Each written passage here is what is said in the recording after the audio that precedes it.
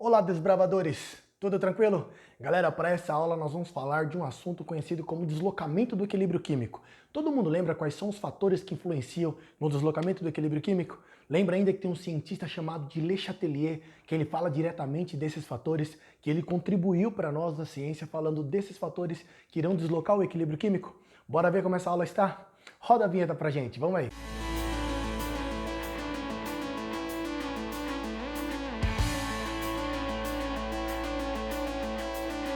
Olha o que nós temos, galera, para essa aula. Nós estamos escrevendo assim, ó.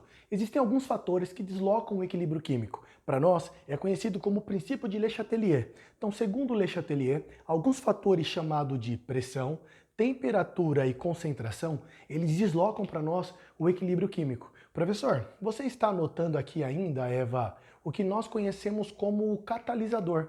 O catalisador, professor, ele também desloca o equilíbrio químico? Vocês lembram nós comentando, galera, que o catalisador, ele acelera a reação química? Só que é importante que você lembre, o catalisador para nós escrevemos que ele não desloca o equilíbrio químico. Lembre dessa informação? Então, toda vez que nós estivermos falando sobre equilíbrio químico, é importante que você lembre que quando nós estivermos falando sobre o catalisador, ele não irá deslocar o equilíbrio químico. Tranquilo? Bora ver então como esses fatores eles irão deslocar o equilíbrio químico, galera. Aí você me pergunta, professor, de que maneira a pressão irá deslocar o equilíbrio químico? Olha o que eu preciso que você saiba, ó. Se eu aumentar a pressão, ela sempre desloca o equilíbrio químico no sentido do menor volume molar. Eva, como é? Então o aumento da pressão desloca o equilíbrio químico no sentido do menor volume molar. Imagine isso, galera. Eu tenho essa equação química. Esse número que está aqui na frente para nós é o que nós conhecemos como nosso número de mol.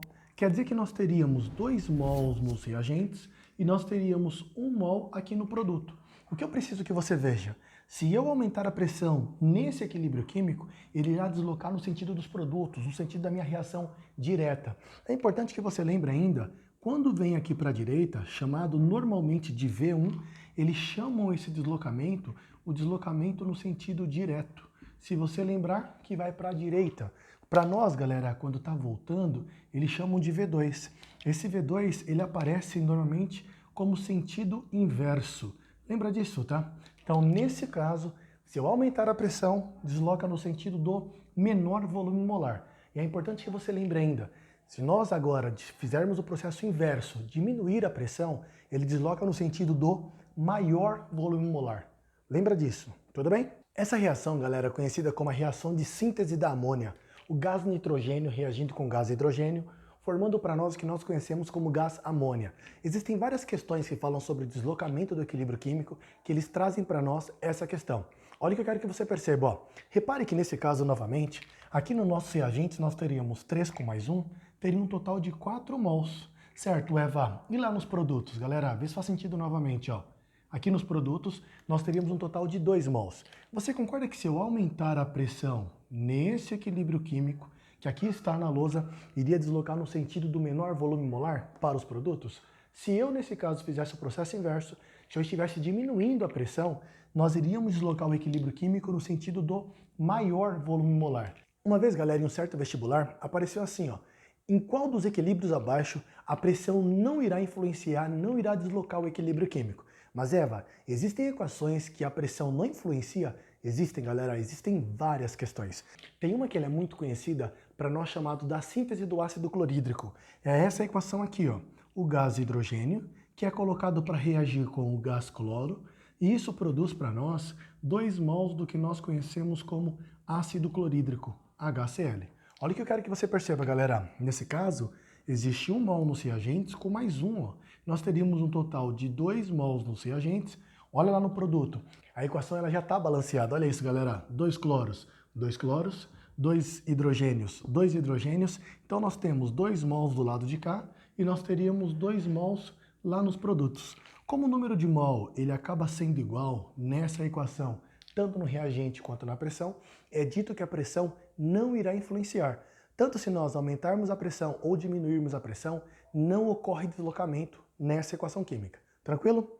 Bora ver como a temperatura irá influenciar? Veja isso, galera. A temperatura, galera, ela irá influenciar da seguinte maneira. Toda vez que for uma reação chamada de endotérmica, desloca o equilíbrio no sentido dos produtos, no sentido direito da minha reação direta. É importante que você lembre disso. Ainda, se estiver falando sobre temperatura, é importante que você perceba que ele irá me descrever se essa reação é endotérmica ou exotérmica. Vocês lembram quando o ΔH ele é positivo, quer dizer que é uma reação que está absorvendo calor? O que eu quero que você perceba, que se eu aumentar a temperatura nessa equação, eu estou favorecendo essa reação química. Eu vou deslocar no sentido direto, para a direita, para os produtos, e é isso que você tem que perceber. Professor, peraí. E se eu tivesse uma pedra de gelo? Galera, vê se faz sentido? Se nós tivéssemos uma pedra de gelo, para ela derreter, para aquele sólido ir para o estado líquido, não é necessário que ela esteja absorvendo calor? Se eu, por acaso, pegar uma pedra de gelo na mão novamente, quanto mais sol está sendo fornecido para ela, ela derrete com mais facilidade. Eu estou favorecendo esse deslocamento da água no estado sólido para a água no estado líquido. Conseguem perceber isso? Então é importante que você perceba esse detalhe. Olha ainda, galera, se aparecesse para nós uma equação química, ó, a água, H2O no estado sólido, em equilíbrio com H2O no estado líquido. Quer dizer que se eu aumentar a temperatura, o sólido vai para o estado líquido. É como se o meu ΔH ele viesse a ser algum valor positivo. Concorda que seria para nós positivo, eu posso colocar maior do que zero? Tudo bem para todos? Lembre desse detalhe. Já se você me pergunta, galera, sobre a concentração, olha que você precisa lembrar. O aumento da concentração de uma substância no lado dos reagentes desloca o equilíbrio para o lado dos produtos. Eu ainda em sala de aula falo assim com a turma, ó, se eu aumentar a concentração nos reagentes, desloca para os produtos. Se eu aumentar a concentração no lado dos produtos, desloca para os reagentes. Eu ainda penso assim, galera, imagine por acaso você com um carro, ó. Se você aumentar aqui a concentração, imagina, tá, eu tô fazendo isso com o volante, ó. Se você aumentar o volante para cá, aumentou a concentração, o carro não vai deslocar nesse sentido? Então, se eu fizer isso, ele desloca para cá. Então, se eu aumentar a concentração nos reagentes, desloca para os produtos. Se eu aumentar agora ó, nos produtos, o carro viria para cá, deslocaria para os reagentes. Conseguem perceber isso? Olha ainda, galera, se você também pensar sobre a diminuição da concentração, funcionará da mesma maneira. Vê se faz sentido, ó. Se eu diminuir aqui agora, ó, estou diminuindo no lado dos reagentes. Concorda que o carro iria virar nesse sentido? Ou seja, se eu diminuir nos reagentes, desloca para o mesmo lado. Se eu diminuir a concentração no lado dos produtos, desloca o carro para o mesmo lado. Lembre desse detalhe. Isso, galera, faz com que você ganhe tempo na hora da prova. Beleza? Professor, você havia comentado que o catalisador, ele não desloca o equilíbrio. Galera, lembra disso, ó? O catalisador, novamente, ele não desloca o equilíbrio. O catalisador, ele simplesmente faz com que a reação ocorra mais rapidamente. Porém, o equilíbrio químico, ele não é deslocado. Olha o que eu quero que você perceba, ó. Apareceu por acaso novamente para nós um gráfico dessa maneira. Um gráfico de uma reação endotérmica.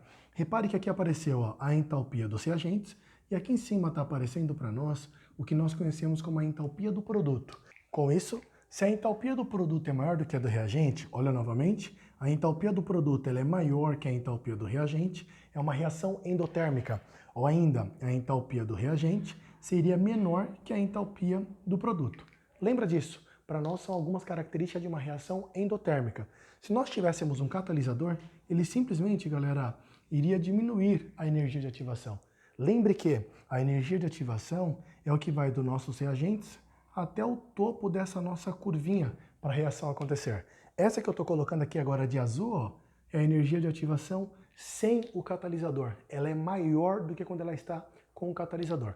O catalisador, então, ele tem a função de diminuir a energia de ativação e é uma informação muito importante para a hora da prova que vocês estão se preparando aí. Tá legal? Galera, essa é a aula falando sobre deslocamento do equilíbrio químico. Eu espero que você curta, deixa o like aí e a gente se encontra na nossa próxima aula. Até mais, galera. Tchau, tchau.